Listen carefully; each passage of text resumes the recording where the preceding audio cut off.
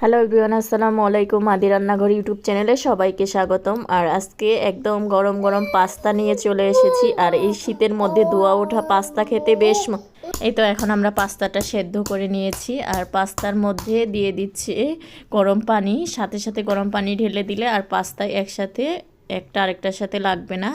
আর এই তো রান্নার প্রসেসে চলে আসি, খুব শর্টকাট। আমি সেদ্ধ করাটা দেখাইনি, যেহেতু এটা আদির বাবা রান্না করতেছিল, সেজন্য এটা দেখাইতে পারি নাই। এই তো প্যানে তেল দিয়ে দিয়েছে আর দিয়ে দিচ্ছে পেঁয়াজ।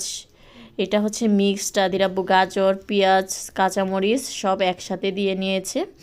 আর এটা একদম ভালো করে একটু ভেজে নিবে কিছুক্ষণ। তারপরে দেখেন আসলে কি কি মশলা অ্যাড করে। পরবর্তীতে যে মশলাগুলো অ্যাড করবে, আসলে পাস্তাটা এইভাবে রান্না করলে বেশ মজা হয়। এই তো এইভাবে দিয়ে দিচ্ছে স্বাদমতো লবণ একটু, কারণ যেহেতু এরপরে মশলা অ্যাড করবে সেজন্য লবণটা বুঝে শুনে দিতে হবে। আর একটু হলুদ গুঁড়া, একটু মরিচ গুঁড়া দিয়ে দিয়েছে, আর কোনো ধরনের মশলা অ্যাড করবে না। আর এটা ভাজা ভাজা হয়ে গেছে। এখন ঠিক এই সময়ে দিয়ে দিচ্ছে পাস্তাগুলো যে রেখেছিল। দেখেন পাস্তাটা কতটা ঝরঝরে হয়েছে। আর এই পাস্তাটা এইভাবেই রান্না করবে। এই তো পাস্তাটা দেওয়ার পর ভালো করে মিক্সড করে নিচ্ছে।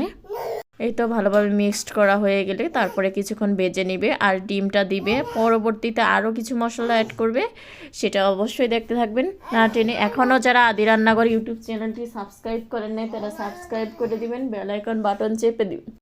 এই তো পাস্তার সাথে ভালো করে মশলাগুলো অ্যাড করে নিয়েছে।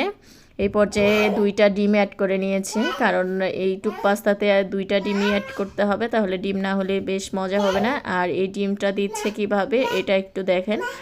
এটা হচ্ছে একটা ছাঁকনির সাহায্যে এইভাবে দিচ্ছে, যাতে ডিমটা পুরো সব জায়গায় ভালোভাবে মিশে। আর এই ডিমটা এইভাবে দিলে দেখা যায় যে সব জায়গায় হয়, আর একখানে মিশলে আবার এটা ছাড়াইতে হয় ভেজাল। এর জন্য আপনারাও চাইবেন এইভাবে খুব সহজে ডিমটা দিয়ে দিবেন। আর এই তো দেখেন ডিমে ভরপুর। আর এই গরম গরম পাস্তাটা শীতকালে অবশ্যই একবার হলেও ট্রাই করে দেখবেন। আর রেসিপিটা যদি ভালো লেগে থাকে লাইক কমেন্ট শেয়ার করবেন, নিজেও দেখবেন, অন্যকে দেখার সুযোগ করে দিবেন। আর মজার মজার এরকম রেসিপি পেতে চাইলে অবশ্যই কমেন্ট বক্সে জানাবেন। এই তো ফাইনালি পাস্তাটা আরও কিছুক্ষণ রান্না করে নিবে। এই পর্যায়ে এসে দিয়ে দিল হচ্ছে মশলা।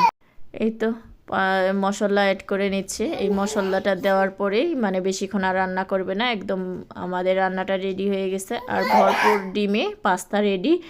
আর অবশ্যই মিস করবেন না, এই পাস্তাটা একবার হলে এইভাবে রান্না করে খাবেন। আর যদি এরকম মজার মজার রেসিপি পেতে চান তাহলে অবশ্যই দেওয়ার ট্রাই করব। এই তো পাস্তা রেডি হয়ে গেছে। এখন আপনাদেরকে আমরা পরিবেশন করে দেখাবো যে আমাদের পাস্তাটা কত সুন্দর হয়েছিল। আর এরকম গরম ধোয়া ওঠা পাস্তাটা একবারও মিস করবেন না, আজই বানিয়ে ফেলুন ঝটপট। এই মজার মজার রেসিপি দেখে অবশ্যই ট্রাই করে ফেলবেন। আর ধন্যবাদ সবাইকে।